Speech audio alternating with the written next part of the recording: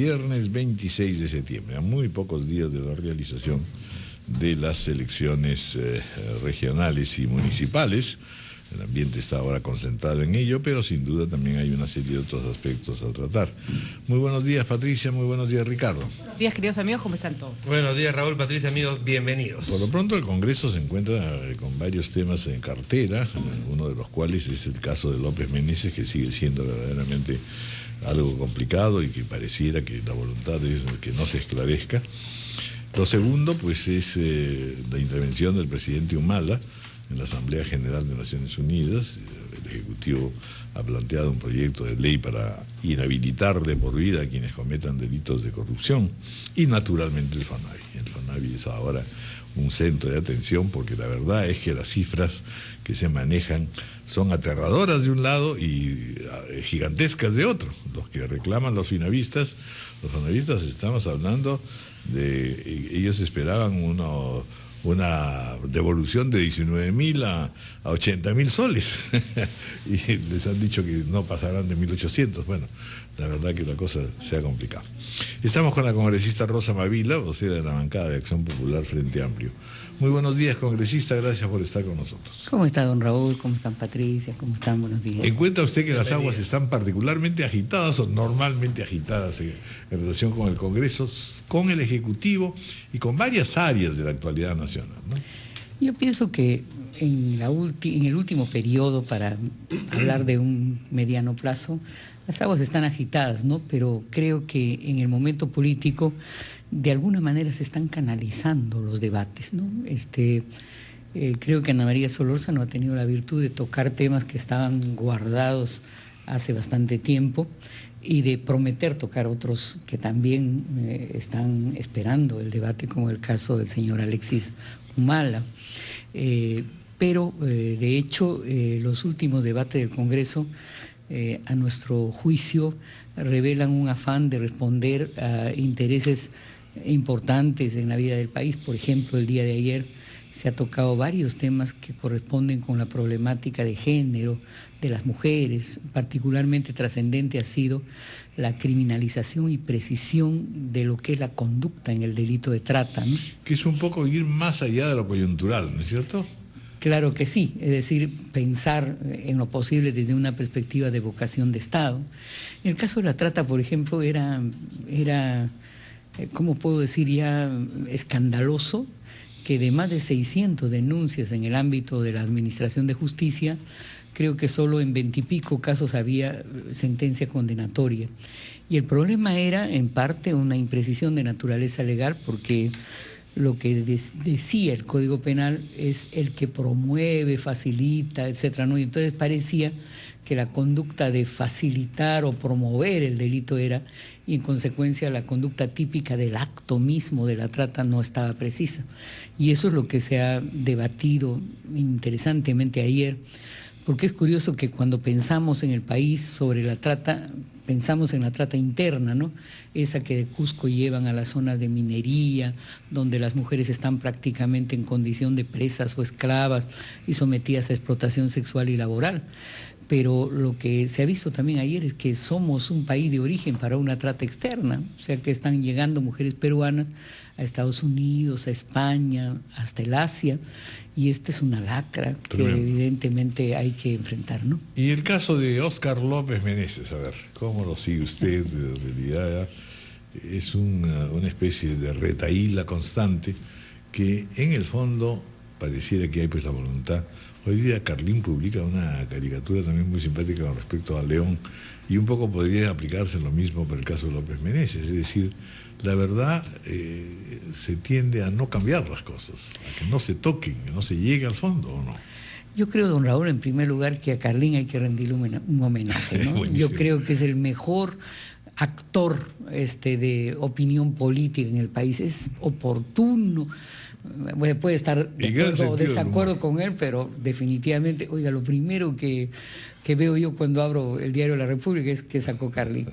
Pero independientemente de la caricatura política que tiene mucha tradición en nuestro pensamiento político, de hecho en el caso López Meneses hay una percepción de retraso en el Congreso de la República, de retraso, pero también de cierto secretismo. El congresista presidente ha expresado que el día de hoy se van a hacer grandes revelaciones. Vamos a ver de qué se tratan.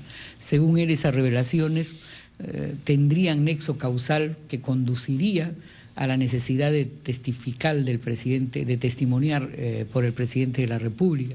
Sin embargo, oiga, sobre esta exigencia al presidente hay visiones controvertidas en el Congreso de la República. ¿Usted particularmente piensa, usted en el caso suyo, como Rosa Navila, congresista de la República, piensa que el presidente debió ofrecer su testimonio a esta comisión, en Palacio de Gobierno, por supuesto, a una comisión que investigue un caso tan delicado, tan complicado?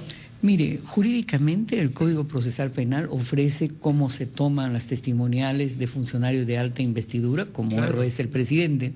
Los congresistas lo hacen, por ejemplo, cuando tienen algún tipo de requerimiento en su propio despacho, ¿no? Claro.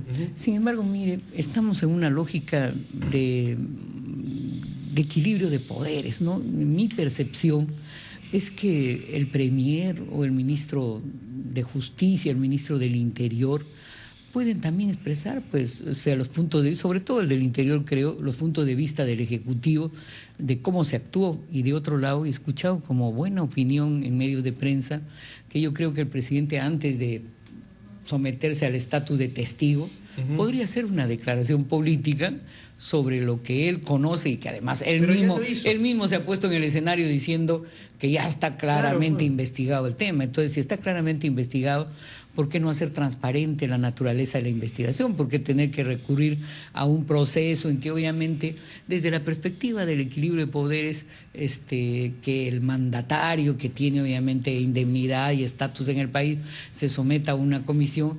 No parece lo más afortunado desde el punto de vista de la relación de poder. Pero ahí los ministros son los que han estado, pues... Yo creo que el ministro del Interior debe dar un punto de vista.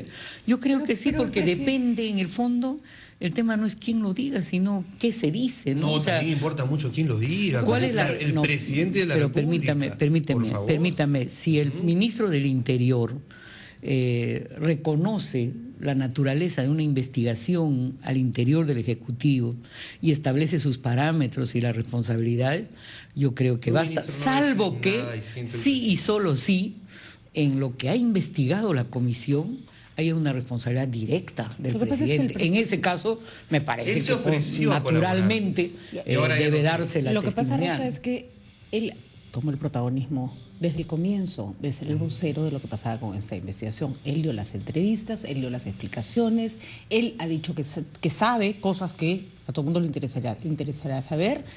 Él se reunió con el congresista Víctor Andrés García Belaúnde sin que nadie se lo pidiera. Entonces, de verdad, a mí me sorprende tu posición, porque el presidente de la República es el primer ciudadano de este país y se está comportando con las mismas mañas que López Meneses, que Alan García. Entonces, ¿cuál es la...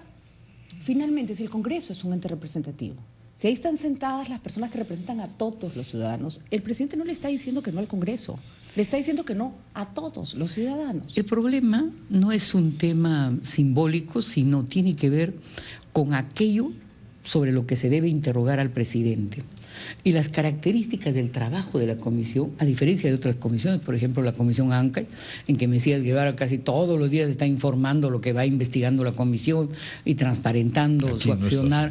En el caso de esta comisión no es así, y además es demasiado reservada. Por eso yo sí me reservaría, abusando del término, la opinión definitiva a saber qué se declara hoy día, si es verdad que hay una imputación directa que requiere la testimonial del mandatario, se requiere obviamente la reserva de esa comisión. En eso sí usted está de acuerdo. Por supuesto, levantar la reserva, decir qué hay hasta ahora, y sobre esa base me parece serio interrogar o no al mandatario, ¿no?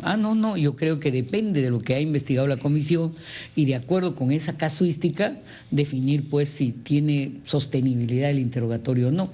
Esta no es, como entenderán, una actitud obsecuente a la presidencia, sino es un adecuado trato entre poderes, porque tampoco, sin que haya un nexo causal directo, no se puede tampoco pasamos notificar, quejando ¿no? de que hay un tema de institucionalidad y entonces una vez más entrarnos en algunos equívocos, pues, ¿no?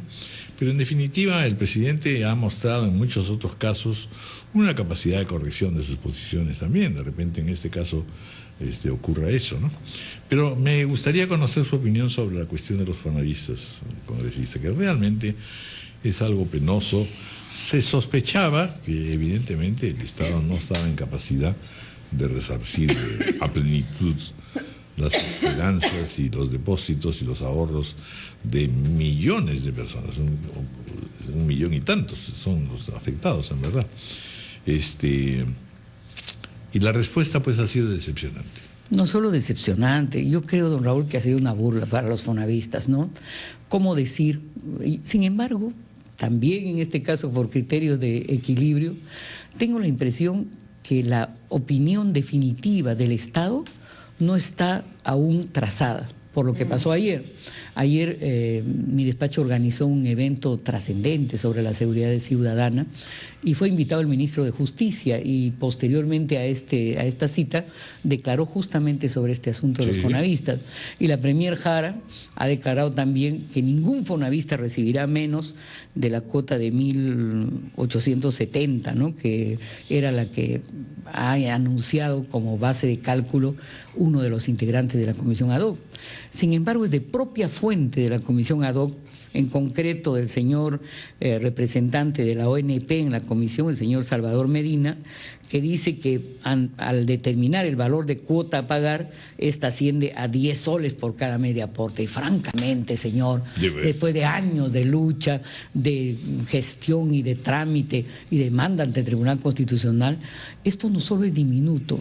Si me jalo la lengua, es indigno, señor. Y tiene detrás un tratamiento a gente que ha trabajado para el Estado que definitivamente viola pues derechos humanos básicos de la gente que ha trabajado para el país. Lo raro es que el ministro de Justicia ha dicho que los fonavistas, en cuanto afectados por este cálculo, pueden recurrir a la justicia internacional. Bueno, no solo ha dicho eso, en un momento dijo que esta cuota era diminuta, que era injusta, dijo. Injusta, ¿no? claro. Y entonces yo creo que el gobierno está evaluando como que han dado declaraciones demasiado pronto y que tienen que hacer todavía una definición económica de cuál será la cuantía. Pero si el cálculo es 10 soles por año, francamente... Le anoto algo que sí es importante destacar, y es que frente a una medida que está alentada por el Ministerio de Economía y Finanzas, surgen ya voces disidentes tanto de la primera ministra como del ministro de Justicia. Pero ¿no le parece eso saludable, don Raúl? Muy saludable. A mí me parece que al fin ese gabinete se airea, porque entiendo antes con el señor Castilla, discúlpeme el término criollo, todo era chicheñó, y uno no sabía quién era definitivamente el premier, ¿no? Si el señor Castilla o quien ejercía la función de la coordinación del trabajo. Todo eso nos da luces, pues, que en efecto puede haber un camino que no sea tan ominoso. También puede ser, don Raúl, que puede haber cierta conciencia de la magnitud del desgaste gubernamental, ¿no? Pero creo que también hay que ser conscientes que se está buscando una fórmula para algo que es sumamente complicado. Y que es una fórmula que probablemente caiga en ensayo-error, porque hay gente que estuvo siempre en contra de la devolución del dinero a los fonavistas, que no le parecía, y hoy día usa ese argumento para atacarle. Bueno, no me parece muy sincero, la verdad, ¿no? Hay que ayudar al gobierno a encontrar una fórmula justa, pero la empresa que se le ha encomendado es dificilísima. De hecho, mire, el doctor Canelo, que es el asesor ya histórico de los fonavistas, efectivamente ha dicho que apelarán a las instancias internacionales. Hay un temita de fondo, que pero tiene sí que ver... reconoce Canelo, sin embargo, que los fondos son privados. Mire, justamente usted se adelanta a lo que iba a decir don Raúl. En este asunto de si son fondos privados o públicos, diré que son fondos atípicos, para ser más precisos, ¿no? Porque es curioso cómo, en mi caso concreto, en el de cualquier trabajador, me han descontado de mi sueldo público por largos años una base de cálculo que después se define en un estatus de patrimonio privado. Y entonces, si se rentabilizan los recursos cosa que ha reconocido también el gobierno. ¿Por qué la base de cálculo de la devolución es solo el monto de los aportes? Es como que yo depositara al banco hace 10 años y me hicieran una cotización de lo que me tienen que devolver sobre la tasa de interés y la cuantía de cuando deposité. Y entonces yo creo que sí, como dice Patricia, este es un asunto complejo. Y siendo complejo por la cuantía de los fonavistas, la perspectiva de devolución del gobierno es una devolución gradual, pero creo que tiene que ser sobre una racionalización ponderada, pues equilibrada, ¿no? Muy bien, doña Rosa Mavila, mucho gusto haberla tenido, porque en realidad está usted sumamente equilibrada. Ojalá sea este temperamento. Señor, los años avanzan, pero las pasiones y la sensibilidad social duran, señor. Sin duda. Y se lo reconocemos siempre. Muchas gracias, muy amable. 8:23 de la mañana, vamos a hacer una pausa y continuamos.